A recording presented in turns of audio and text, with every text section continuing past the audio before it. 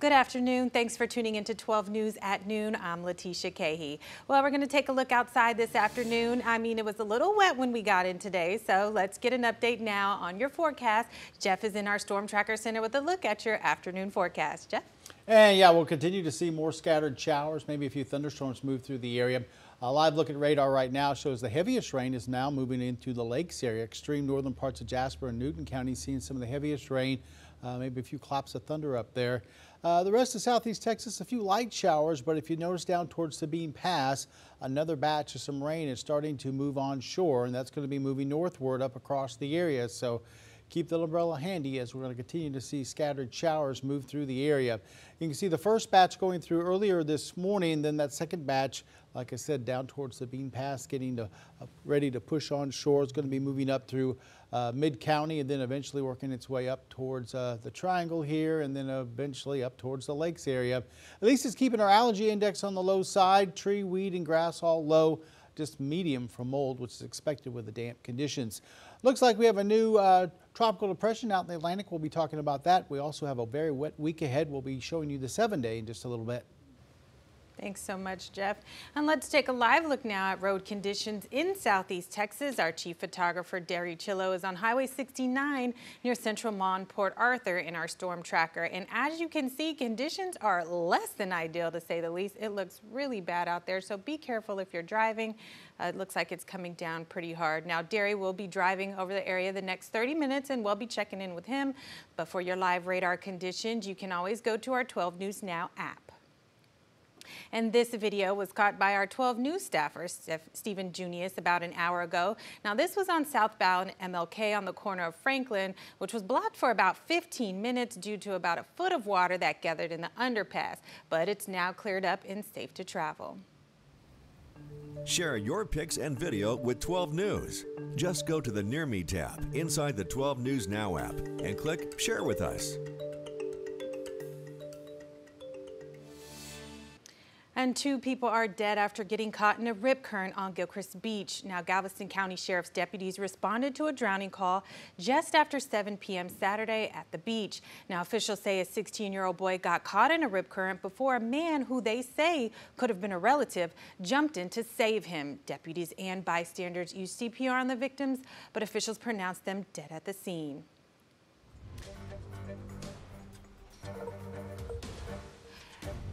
And 4 more victims have been identified from the condominium collapse in Surfside, Florida, just north of Miami. The number of dead remains at 9, with more than 150 still missing. NBC's Jay Gray is in Surfside with the latest. Well, the rescue mission continues here. Teams pouring through the rubble, 8 or 9 of those squads doing what they can, very delicately pulling away debris. They'll work for about 30 minutes, then off, they rehydrate and head right back in. They'll do 12-hour shifts, immediately replaced by other crews that come in and continue the process. It's taxing on them, not only physically, but mentally, emotionally. They haven't pulled anyone alive from this rubble since the very first day, and that, according to many who are here, is wearing on the emotions of those who are doing this work. But they vow to continue for as long as they possibly can here. For the families, they got a chance yesterday to move in, get a firsthand, up-close look at the devastation. Deeply emotional for many of those families as they struggle with this ongoing process. Many said that it was tough, but that they had to be there, be at the place where they last know their loved ones were. You saw people praying there. You saw them hugging and joining together just to really find some strength in unity among those families. They continue to watch things unfold, as does the rest of the nation and the world. In fact, teams coming in to support this effort, not only from across the U.S., but from around the world. That's the latest here in Surfside. I'm Jay Gray. Back to you now. And developing today, a family is left disturbed after a visit to the site of a crash that left 3 people dead, where the grieving father and one of the victims, Joel Wiggins, says he found bones still at the scene.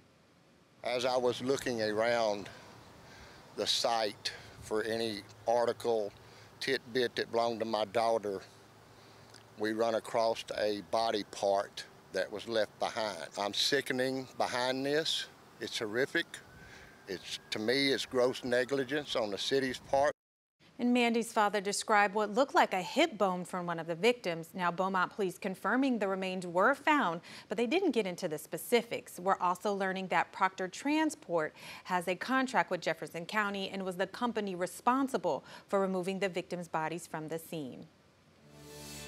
Police are investigating a multi-vehicle crash that left one dead yesterday afternoon in Port Arthur. It happened on Highway 69 southbound. 4 different vehicles were involved. And as of now, the identity of the person killed hasn't been released, but we'll continue to keep you updated as we learn more.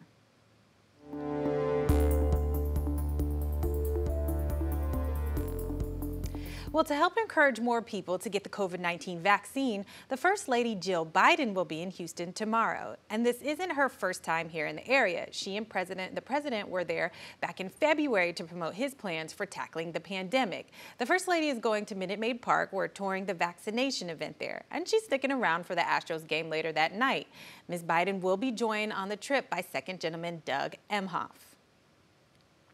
And 4th of July weekend is almost here, and President Biden is recommending that at least 70% of Americans get the vaccine. Right now, more than 53% of people in the U.S. 12 and older are fully vaccinated. And as of Friday, about 51% of Texans are fully vaccinated. Now, some local leaders and doctors in Southeast Texas say the area might not reach the president's goal in time.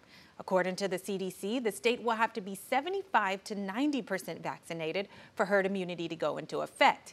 In our area, vaccinations are still being offered. The Port Arthur Health Department is offering vaccines to homebound residents that can't get to a clinic for medical reasons.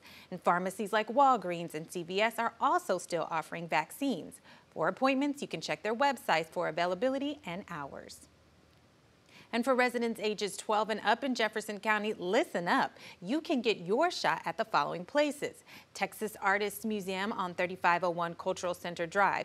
Now, their hours are 8:30 a.m. to 4:30 p.m. Monday through Friday, and they're offering the Pfizer vaccine. Also, the Legacy Community Health will have Moderna vaccines. They're giving the shot from 8 a.m. to 5 p.m. Monday through Friday, but appointments are required online. Now, members from the Amalgamated Transit Union held a rally in downtown Beaumont yesterday.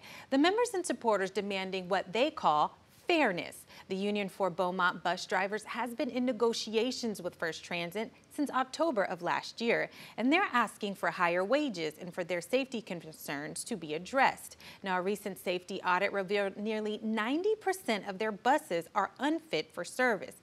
A few weeks ago, union members voted to strike if necessary, but the group says it's hoping to avoid that. In a statement, the president of the union chapter, Arlen Jackson, says he hopes Mayor-elect Robin Mouton can push negotiations. And for anyone looking for something to get into this week, the Beaumont Children's Museum is hosting a summer camp. This session is called Kids Art, Art Through the Ages. And it started at 8:30 this morning and runs until 4:30 this afternoon. Now, the camp will be running all week, so for more information, head to the Beaumont Children's Museum website. And this afternoon, the Air National Guard Band of Southwest will be performing at the Jefferson Theater. Now, this concert is free and open to the public. It starts at 7 p.m. and tickets can be picked up from the Beaumont Civic Center box office, the Examiner, and Swicegood Music Company.